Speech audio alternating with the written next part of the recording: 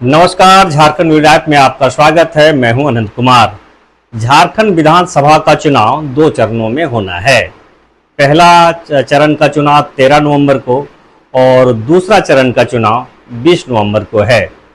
दोनों ही चरण के लिए नामांकन की प्रक्रिया पूरी हो चुकी है। प्रत्याशी अपने अपने क्षेत्र में अब वोटरों के बीच में पसीना बहाने को तैयार हैं और आप देख सकते हैं कि सभी जो प्रत्याशी हैं स्क्रूटनी के बाद अपने अपने क्षेत्र में चले गए हैं।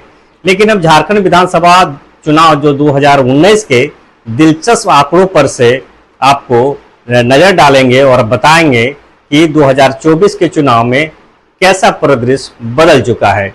दरअसल 2019 के चुनाव में कई विधानसभा की सीटें ऐसी रही हैं जहां प्रत्याशियों ने बहुत ही कम वोटों के अंतर से चुनाव जीत दर्ज की थी। आइए हम एक नज़र डालते हैं उन उम्मीदवारों पर जिन्होंने बेहद कड़े मुकाबले में जीत हासिल की थी। शुरुआत करते हैं सबसे कम वोटों से जीतने वाले प्रत्याशियों से। तो बता दें कि धनबाद जिला के बघमारा से भाजपा के ढुलू महतो सिर्फ 824 वोटों के अंतर से विजय रहे थे। इसके बाद हम बात करेंगे सिमडेगा से कांग्रेस के भूषण बाड़ा ने 938 वोटों से जीत दर्ज की थी। रांची से भी भाजपा के सीपी सिंह जो महज 1597 वोटों के अंतर से उन्होंने बाजी मारी थी। वहीं घाटशिला के झामुमो के रामदास सोरेन 1922 वोटों से जीत हासिल की थी। इसी प्रकार जामा से हैं झामुमो के सीता सोरेन, हेमंत सोरेन की भाभी हैं, 2426 वोट से चुनाव जीती थी। अब वे भाजपा के टिकट पर इस बार चुनावी मैदान में हैं। कुछ अन्य प्रत्याशियों भी हैं जिन्होंने कम अंतर से जीत दर्ज की थी, जिसमें से जरमुंडी से कांग्रेस के बादल पत्रलेख 3021 वोट से जीत हासिल की थी।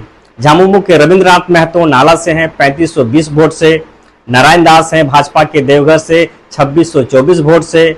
अमित कुमार मंडल हैं भाजपा के हैं गोड्डा से 4512 वोट से। रामचंद्र चंद्रवंशी हैं भाजपा के विश्रामपुर से 4766 वोट से। बैजनाथ नाथ हैं झामुमो के जो लातेहार से हैं 6326 वोट से। और रामचंद्र सिंह है कांग्रेस के मनिका से 7031 वोट से। चमरा लिंडा है झामुमो के विष्णुपुर से 7824 वोट से। इंद्रजीत महतो है भाजपा के सिंदरी से जो 8253 वोट से। समरी लाल हैं भाजपा के कांके से हैं वो 8456 वोट से।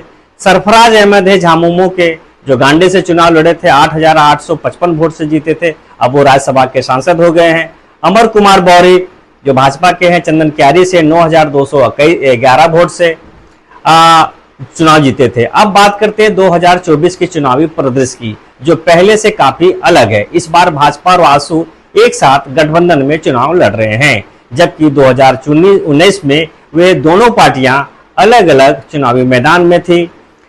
इससे झारखंड के चुनावी समीकरण बदल गए हैं। इसके अलावा कुछ विधायकों ने भी सांसद बनने के बाद विधानसभा की सीटें छोड़ दी थी और कुछ नेताओं ने अभी अपनी पार्टियां भी बदल ली है। कुछ सीटों पर तो उपचुनाव हुए थे, जैसे कि गांडे में जहां जो हेमंत सोरेन की पत्नी है कल्पना सोरेन, उन्होंने उपचुनाव जीती थी। इसी प्रकार जिससे उन सीटों पर भी राजनीतिक प्रतिशत भी पूरी तरह से बदल गया है। अब देखना होगा कि इन बदलावों का 2024 के चुनावी नतीजों पर क्या असर पड़ेगा और क्या इस बार भी उतने ही कड़े मुकाबले देखने को मिलते हैं, यह तो आने वाला ही वक्त ही बताएगा। इस तरह के कुछ और अपडेट के लिए आप हमारे साथ जुड़े रहें। आप देख रहे थे झारखंड न्यूज लाइव। मैं हूं अनंत कुमार।